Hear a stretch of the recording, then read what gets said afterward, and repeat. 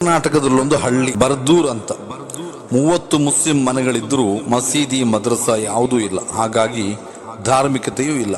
ಆಶುರಾ ಖಾನ ಅಂತ ಒಂದಿದೆ. ಮೊಹರ್ರಂ ತಿಂಗಳಲ್ಲಿ ಅಲ್ಲಿನ ಹಳ್ಳಿಗಳಲ್ಲಿ ರೂಢಿಯಾಗಿರುವ ಮೂಢನಂಬಿಕೆ ಅನಾಚಾರಗಳಿಗೆ ಅದೊಂದು ಕೇಂದ್ರ ಅಷ್ಟೇ.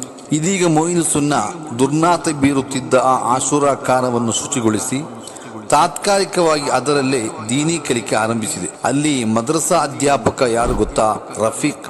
8 ವರ್ಷಗಳ ಹಿಂದೆ 250 ಕಿಲೋಮೀಟರ್ ದೂರದ ಕಕ್ಕರ್ಗೋಳ ಎಂಬ ಹಳ್ಳಿಯಿಂದ ಸವಣೂರಿನ ಮೊಯಿನ್ ಸುನ್ನಾ ಸಂಸ್ಥೆಗೆ ಸೇರಿದ್ದ ಹುಡುಗ. ಧಾರ್ಮಿಕತೆಯ ಬಾಲಪಾಠ ಕೂಡ ಗೊತ್ತಿಲ್ಲದ, ಅರಬಿ ಅಕ್ಷರಮಾಲೆಯ ಅಲಿಫ್ ಬಾ ಕೂಡ ಅರಿತಿರದ ರಫೀಕ್ ಇಂದು ಅತ್ಯಂತ ಪ್ರತಿಭಾವಂತ ವಿದ್ಯಾರ್ಥಿ. BA ಲಾಸ್ಟ್ ಇಯರ್ ಅಧ್ಯಯನ ಮಾಡುವುದರ ಜೊತೆಗೆ ಶರಿಯತ್ ಕಾಲೇಜ್ ಸೀನಿಯರ್ ವಿದ್ಯಾರ್ಥಿಯಾಗಿ ಧಾರ್ಮಿಕ ಲೌಕಿಕ ಸಮನ್ವಯ ಶಿಕ್ಷಣವನ್ನು ಪಡೆಯುತ್ತಿದ್ದಾನೆ.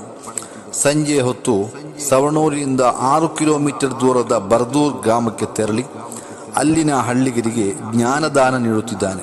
ಮೊಯಿನ್ ಸುನ್ನಾದಲ್ಲಿ ಸಿಕ್ಕಿದ ಜ್ಞಾನ ದೀಪವನ್ನು ಆಸುಪಾಸಿನ ಹಳ್ಳಿಗಳಿಗೂ ತಲುಪಿಸಿ ಅಲ್ಲೆಲ್ಲ ಬೆಳಕು ಹರಡುವ ಕೆಲಸವನ್ನು ರಫೀಕರಂತಹ ಹಲವಾರು ಮಕ್ಕಳು ಮಾಡುತ್ತಿದ್ದಾರೆ.